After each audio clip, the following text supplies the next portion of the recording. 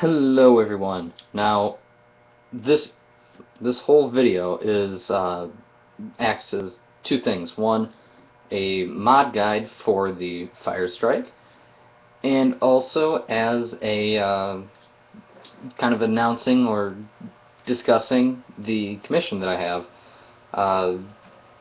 FrogPants Network owner, actually, Scott Johnson, and friends Brian Ibbett and Darrell Skills have offered me, well, I'm going to be talked about a little bit on their show in exchange for making them some really cool blasters. So what I'm doing is I'm making them Star Trek phasers.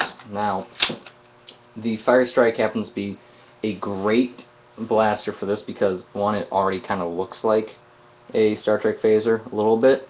It has a light, which I do not have batteries in yet. That's why I have these right here. I'll show you that at the very end. And it gets really good ranges. So, without any further ado, I'm going to show you how to crack this puppy open. I should have grabbed the drill first. You will need a drill and a screwdriver for this.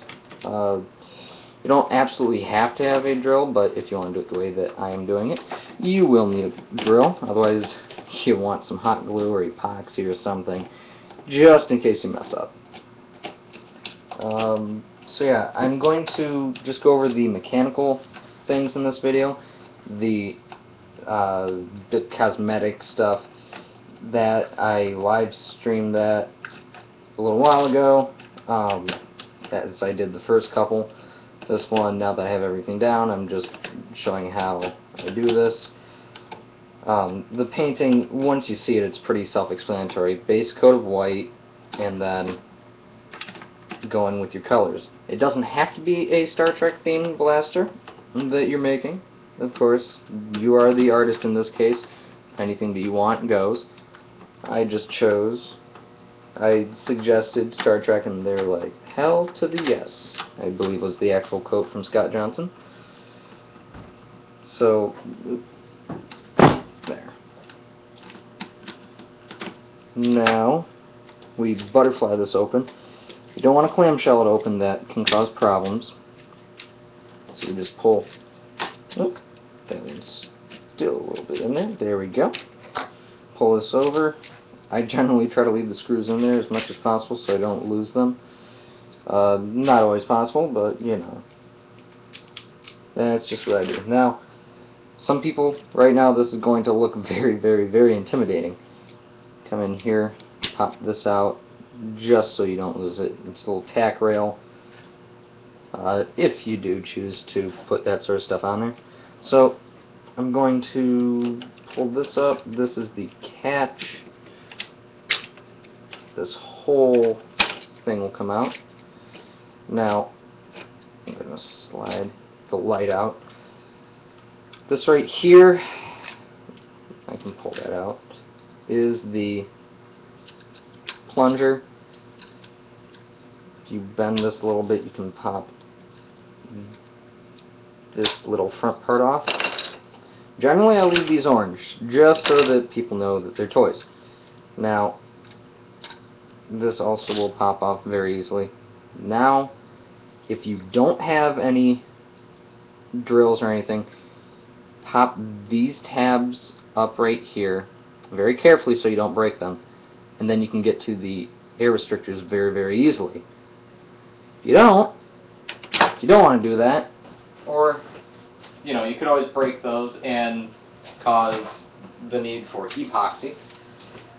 Now, if you don't have patience, you grab a drill, and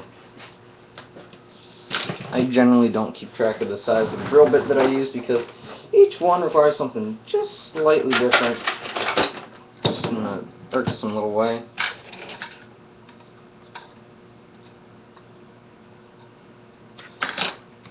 Okay. Now you can choose whether you want to go from the front or from the back. Giggity. I generally, depending on how it is, if it has a very, very large dart stem, which is that little rod that you see in there, I will go with behind. If not, You go from front. Now, I'm going from behind here.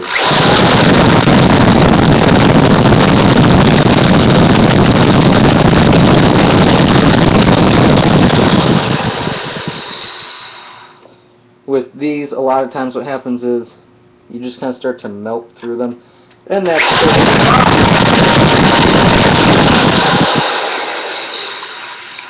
I just went through this first little layer back here.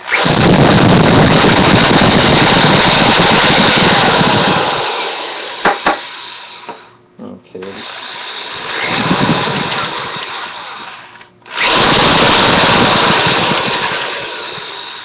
You do want to be careful. It helps to just kind of run it around to get the dart stem out. Be careful you don't go through one of the sides when going from straight up.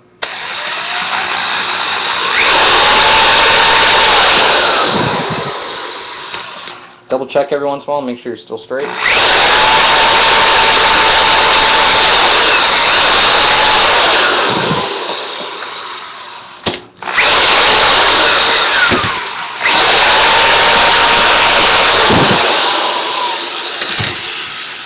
And as you see, you get a spring, or in this case a coiled up piece of wire that is destroyed, and a rough looking air filter. Not to mention a beautiful, hold on, that little bugger.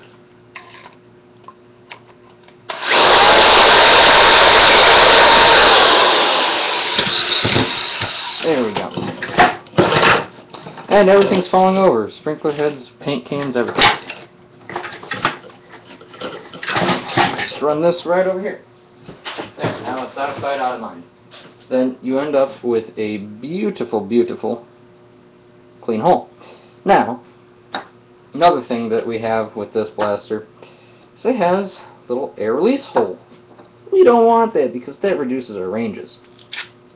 So you take a little bit of duct tape, or if you have epoxy, electrical tape, whatever, cover that up, and that will keep the air from escaping through there and increase your ranges. Next step, well, if you're going to paint and you want to paint everything individually, spray paint it different colors, now would be the time to do that. Give it a quick sanding, all that jazz, and then you come back and look at the rest of this video. So, just quick how the wiring on this thing works. You got your two AA's. When this trigger right here is depressed, it gets sad. Just kidding. I suffer from depression, so I can make those jokes. It pushes, when you push on it, it pushes that button. That button completes the circuit to this light. That light is a little LED back here. Light shines through, you see a little bit here, and a lot coming out the front. In the old night finder, you could actually adjust that. That cannot happen in this blaster for whatever reason. Now, I am going to start putting everything back together. A lot of people, what they'll also do is either put another spring on here, which in this case would be a lot more difficult. Nerf has improved these since I last bought one. Teflon tape the O-ring, re-grease everything. I'm not too worried about that right now. I can always re-grease it later. So what we do, if only we had Scott Fletcher saying that, we do. Let's go ahead and snap this part back on. And then you will have to bend this part just a little bit. Wait a second, yep, that's the end. This piece right here, you will have to do a little bit of bending in order to get it to go back on, which for whatever reason works better when you're not on camera. There we go. It's back on. Go ahead, slide ye old plunger back in there. I realize this is a long video, guys. Thank you for bearing with me. Slide this back in there. And then somewhat gently, there we go, plop everything back in here.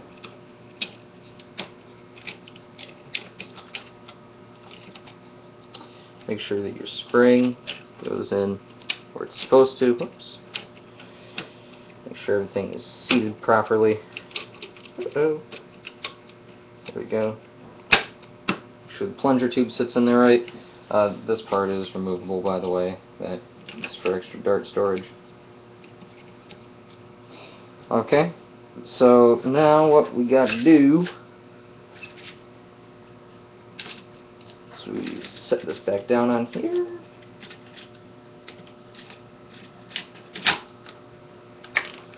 And you screw everything back together. I suggest going around doing everything a mild tightness first, and then if you really want to cinch everything down, go back a little later. I usually start with 4 corners, going opposite each other, and then everything else. I realize that's a whole lot of forearm you're seeing right there.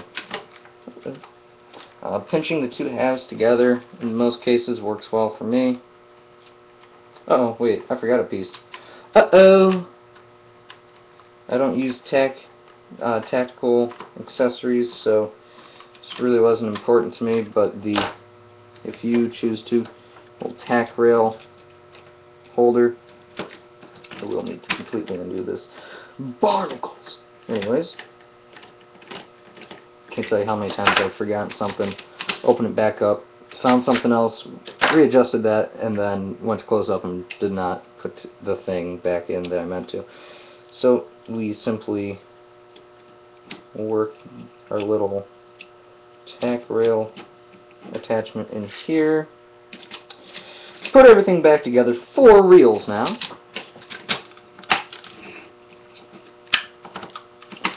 And then screw everything nice and tight. I will do this quickly so that I can go ahead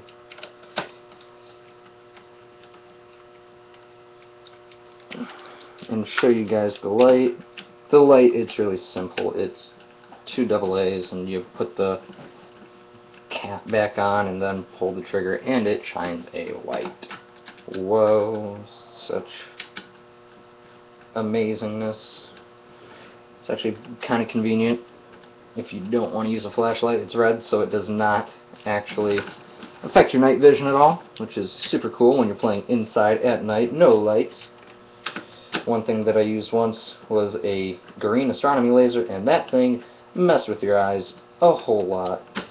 Was not shining it at people's eyes, mind you, just shining it down the hallway. You could see that thing, and it was creepy. Still love that blaster. I will be whipping it out at the next war, and probably shooting zombies with it, depending on what we play. Okay, over here. It's almost to the end.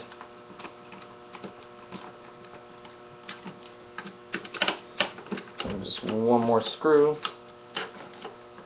This is probably my longest video ever, at 14 minutes. Jeez. And now I'm going to slide in my... Oh wait, I'm sorry, this one takes AAA's. Shoot! Oh well, you get the idea. AAA's, red light, shiny. Now, oh shoot, I did lose a piece. Okay, well, I'll find that later. Yep, it's in there. So now you can definitely hear. Big difference. So, that's the mod guide. Oh, there's the piece I was looking for.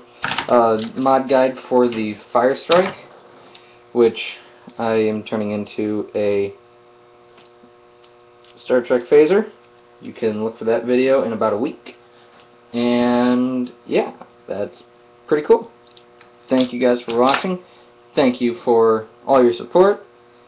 Hope this is helpful. Make some cool stuff. Email them to me, nerfherderpodcast@gmail.com. Email them to me so I can see. I'd really like to see what you guys can make. So, thanks for watching, everybody.